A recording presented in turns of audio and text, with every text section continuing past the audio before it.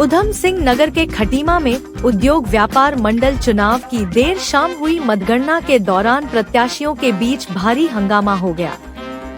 स्थिति इतनी तनावपूर्ण हो गई कि खटीमा के उप जिलाधिकारी तुषार सैनी को अपने हाथ में डंडा में लेकर उपद्रव करने वाले समर्थकों को शांत कराना पड़ा।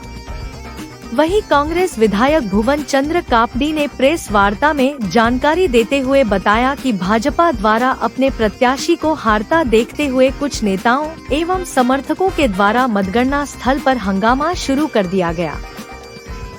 देखते ही देखते अफरा तफरी इस कदर बढ़ गई कि मौके पर उपस्थित प्रशासनिक एवं पुलिस अधिकारियों ने मतगणना को स्थगित कर दिया। वहीं इस पूरे प्रकरण को लेकर भारतीय जनता पार्टी एवं कांग्रेस के नेताओं के द्वारा एक दूसरे के ऊपर आरोप प्रत्यारोप लगाने का सिलसिला भी बदस्तूर जारी रखा। वहीं कापड़ी ने बताया कि इन भ्रष्ट अधिकारियों के खिलाफ मुकदमा दर्ज करना होगा और सरकार बदलते ही मैं खुद हाई कोर्ट जाकर उन अधिकारियों के खिलाफ कार्रवाई करूंगा।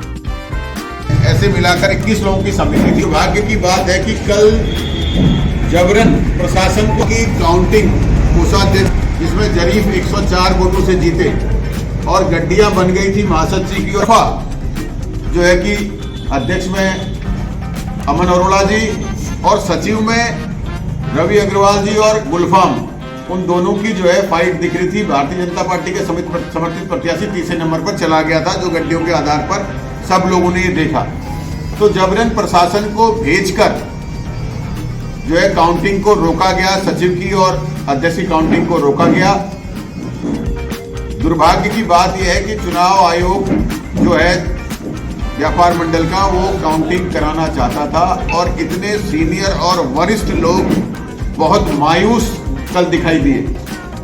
तो खटीमा के व्यापारियों का मैं बहुत बहुत धन्यवाद करता हूं कि आप लोगों ने अच्छा चयन किया है, लेकिन निवेदन करेंगे सबसे ऊपर तो आप यहीं प्रदेश में तो आप ही हैं। अगर आपको ये बदनाम कर रहे हैं तो इनके खिलाफ आप कार्रवाई कीजिए, आदेशित करिए कि वो चुनाव अधिकारियों को काउंटिंग कर। अधिकारियों का कहना है कि जब प्रशासन अनुमति देगा हम तब काउंटिंग कराएंगे और चुनाव फेयर हुआ है। तो पहली बार तो भाजपा समर्थित प्रत्याशी लड़ाए और वो तीसरे नंबर में जाने लगे और गड्डियां बन गई, तो अपनी हार की डर से प्रशासन के माध्यम से काउंटिंग को रुकवा दिया गया। और प्रशासन के अधिकारी कहते हैं ऊपर से फोन आया है। अब ये ऊपर का फोन किसका है, कितने ऊपर का है पता नहीं, कि देश के ऊपर का है कि प्रदेश के ऊपर का है कि जिले के ऊपर का है, ये जांच का विषय है। अगर ये ऊपर का फोन नहीं है, झूठ बोल रहे हैं, तो जो ऊपर बैठे हुए वो समझ लें कि आपको बदनाम कर रहे हैं। आप तत्काल काउंटिंग करवाइए। आप क्यों अपने ऊपर पाप ले रहे हैं? जो जिन लोगों की मेहनत है आप उसको खराब कर रहे हैं। अगर आप ऊपर से करा रहे हैं तो आप खुद ही बोल दीजिए, खुद ही घोषित कर दीजिए ये है व्यापार मंडल की, आप चुनाव क्यों करवा रहे हैं? तो ये अब आपके ऊपर प्रश्न चिन्ह खड़ा है जो ऊपर का फोन है। अब वो ऊपर वाले भी समझ रहे होंगे और कहने वाले भी समझ रहे होंगे। तो दूसरी बात देखिए मत तो गने नहीं गए तो कम से कहां से आएगा? 27 मत कम थे। मत कम होना कहीं अपराध नहीं, मत ज्यादा होना अपराध है। एक आदमी को 3 बैलेट आप डालने के लिए दे रहे, हो सकता है वो दूसरे बक्से में निकले, हो सकता है आदमी 1 बैलेट ले जाए वापस।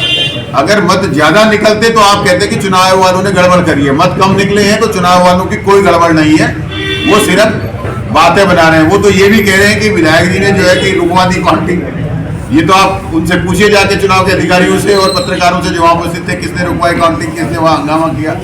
हाँ, मैं ये जरूर बोलता हूं, जो अधिकारी वहां आए थे और लॉ एंड ऑर्डर की बात कर रहे थे कि हम लॉ एंड ऑर्डर बनाने के लिए आए हैं, तो मैंने उनसे जरूर कहा कि तुम अधिकारी 1 नंबर के भ्रष्ट हो। बिना किसी जो है हाईकोर्ट या कोर्ट के आदेश के बगैर तुम खेत जुतवा रहे थे किसान का और तुम लॉ एंड ऑर्डर की बात कर रहे हो।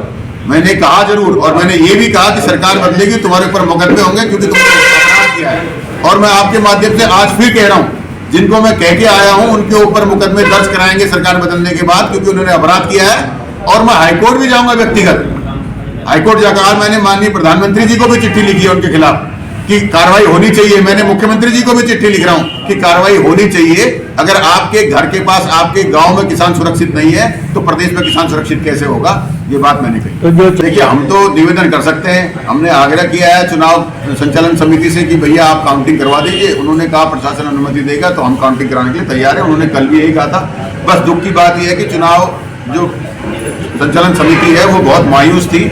हमारे शहर के बहुत वरिष्ठ और बहुत ही सम्मानजनक लोग हैं, उनको उस दुखी स्थिति में देखकर मेरे दिल को भी बहुत पीड़ा है कि उतने सभ्य और उतने सज्जन लोग जिन पर पिछले 50 साल से लोग भरोसा कर रहे हैं, उनके खिलाफ नारे लगाए गए, उनको गालियां दी गई, उनको जो है काउंटिंग नहीं करने दी गई, लेकिन वो लाचार दिखे शासन प्रशासन के दबाव में। उनकी पीड़ा को हम समझ रहे हैं और हम उन